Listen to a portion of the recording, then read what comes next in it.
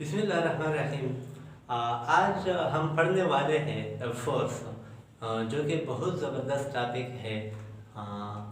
इनके साथ आप रोज़मर्रा ज़िंदगी में बहुत सारी चीज़ें आपको मिलने को नज़र आते हैं। कोई चीज़ हरकत कर रहा है, कोई चीज़ मोशन में है, कोई चीज़ रेस्ट में है। किसी चीज़ को हम मोशन कोई चीज़ मोशन कर रहा है, लेकिन उसका मोशन हम रोकने की कोशिश करते हैं, उसको हम रोकते हैं। अगर कोई चीज़ है वो ठीक ठाक सलामत है, उसको हम उसका शेप चेंज कर सकते हैं। या किसी चीज़ यहाँ से इस साइड पे जा रहा है, लेकिन उसका हम डायरेक्शन चेंज कर सकते हैं। तो ये क्या चीज़ है हमारे पास? उसका नाम है फोर्स। फोर्स के ज़रिए हम बहुत सारे काम कर सकते हैं। लेकिन हम जब क्लास 7th 6th को हम पढ़ा रहे थे, तो पुश और पुल फोर्स का इफेक्ट है, डिफिनीशन नहीं हो सकता है। फोर्स का डिफिनीशन मुश्किल है कि फोर्स का डिफिनीशन आपको प्योर मिल जाए, लेकिन कुछ ना कुछ कोशिश मैंने किया है अपने हवाले से, उसको हम डिस्कस करते हैं।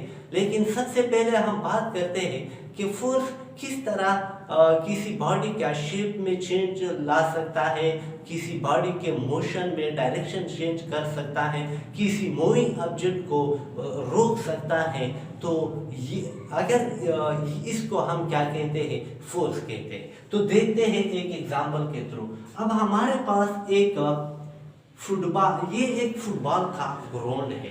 यहाँ पर एक खिलाड़ी है, उसने बॉल को किक दे दिया। क्या किया? किक दे दिया। अब बॉल यू जा रहा है। अब यहाँ पर एक दूसरा फुटबॉलर है, उसने हेड लगा दिया और बॉल का डायरेक्शन चेंज किया, यू आया। यहाँ पर गोलकीपर ने इस पे सिर्फ इसको पकड़ने की कोशिश की, उसने बॉल को रोक लिया। तो अब देखते हैं इस एग्जांपल में, इसने इस पे फोर्स अप्लाई किया, इसने मोशन स्टार्ट किया।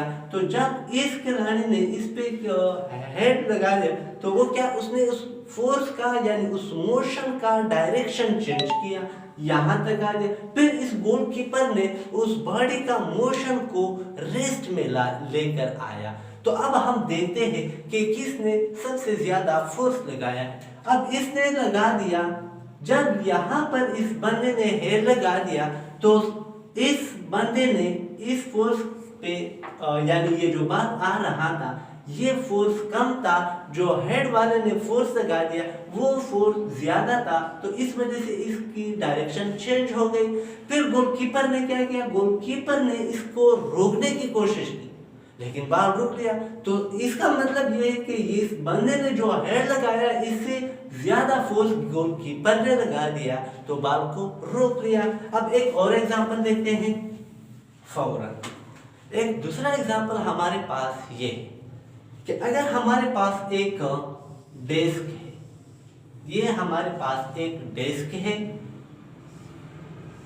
ये हमारे पास एक डेस्क है। अब इस डेस्क पे मैंने ऊपर से फोर्स लगा दिया, कुव्वत लगा दिया, जोर लगा दिया। ये डेस्क इसी तरह ही है, इसमें कोई चेंज नहीं आ रहा है, न ये इधर भागता है न उधर भागता है।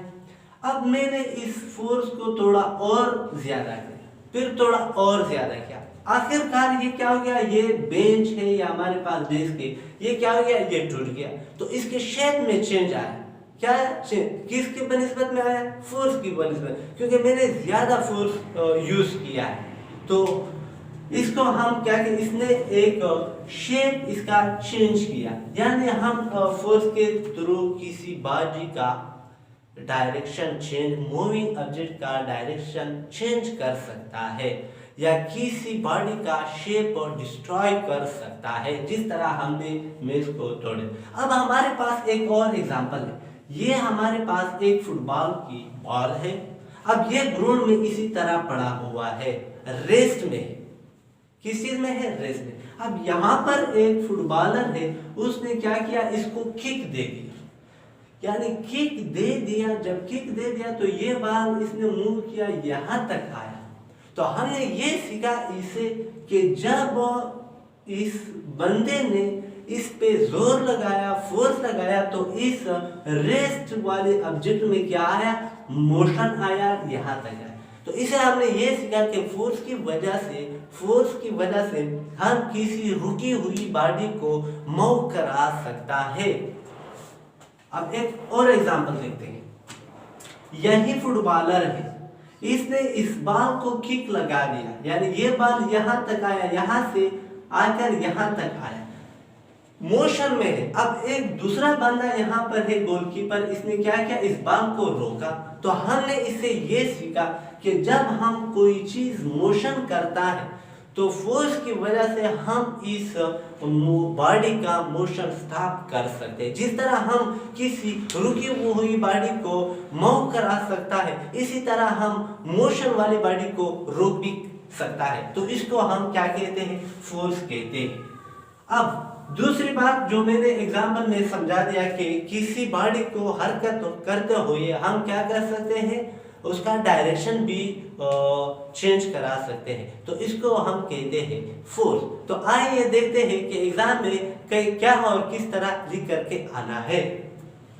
तो फोर्स का डिफिनेशन कुछ बुक वाले ने यूं किया, force is the agent which changes or tends to change the state of rest or of motion of a body. It can also destroy or change the shape of a body which it is applied. तो यही बातें जो हमने सारे कर ली है, तो ये हमने इसके डिफिनीशन में लिखा कि फोर्स की वजह से हम किसी बॉडी को रोक सकते हैं, मोशन करते हुए बॉडी को रोक सकते हैं, या किसी बॉडी को हरकत करते हुए हम उसको रोक सकते हैं, या किसी रोकी हुई बॉडी को हम मोशन दे सकते हैं, या कोई बॉडी इसी तरह जाते हैं इसको हम मोड़ सकते हैं, या किसी शेप को हम डिस्ट्रॉय कर सकते हैं, यानी उसके शेप में चेंज ला सकते हैं। तो ये हमारे पास क्या है, फोर्स है। फोर्स हमारे पास यूनिट जो फोर्स का है वो हमारे पास न्यूटन है।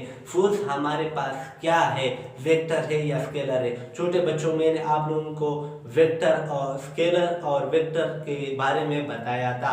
तो वेक्टर हमारे पास वो होते हैं जिनकी मैग्नीट्यूड और डायरेक्शन होता है।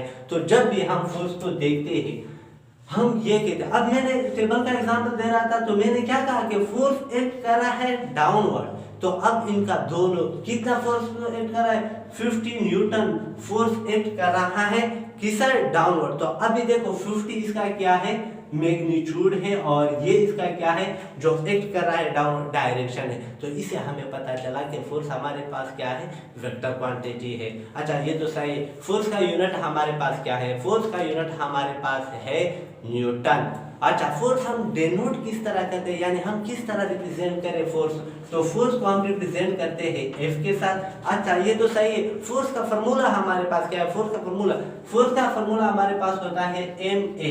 एम रिप्रेजेंट करता है मास और ए रिप्रेजेंट करता है एक्सेलरेशन। तो इसका मतलब ये आया कि फोर्स दो फैक्टर पर डिपेंड करता है। वो दो फैक्टर हमारे पास क्या है, मास है और एक्सेलरेशन है। तो इसका मतलब क्या है, अब देख इस एक एग्जांपल के थ्रू हम F is equal to m a, यानी अगर किसी चीज का मास ज्यादा तो उसमें एक्सेलरेशन ज्यादा होगा या कम, उसके लिए अब देखो यानी F is equal to m हमारे पास है 10 kg और एक्सेलरेशन हमारे पास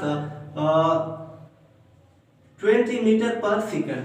तो अगर हम इनको मल्टीप्लाई करते हैं तो फोर्स कितना लग रहा है हमें ये मालूम कर, तो हमारे पास ये आ रहा है 200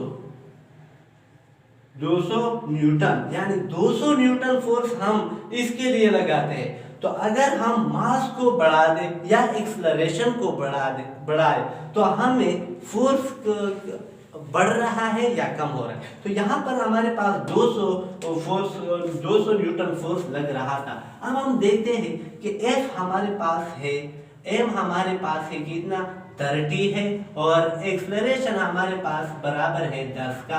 तो अब हम ये देखते हैं कि मास मैंने बढ़ा दिया तो क्या हो रहा है 30 मल्टीप्लाई क्या 10, तो ये हमारे पास आया F is equal to 3 300 newton. अच्छा, ये तो इसके साथ बढ़ रहा है, यानी ज्यादा फोर्स लगेगा। अगर आप मास ज्यादा करते हो तो फोर्स भी ज्यादा लगेगा। अच्छा, हम फिर देखते हैं कि नहीं, हम मास कांस्टेंट रखते हैं, एक्सेलरेशन को हम डबल कर देते हैं, तो फिर क्या होता है, फिर देखते हैं छोटे बच्चों। F is equal to ma। अब a हमारे पास है कितना, a मैंने किया है 30 और मास मैंने किया है 10। तो हम देखते हैं कि F is equal to, a हमारे पास क्या है 10 है, और ये एक्सेलरेशन हमारे पास क्या है 30, तो फिर F हमारे पास बराबर हो गया 300। तो हमने इसे ये मालूम किया कि F डिपेंड करता है दो चीजों पर, यानी दो फैक्टर पर डिपेंड करता है, मास एंड एक्सेलरेशन।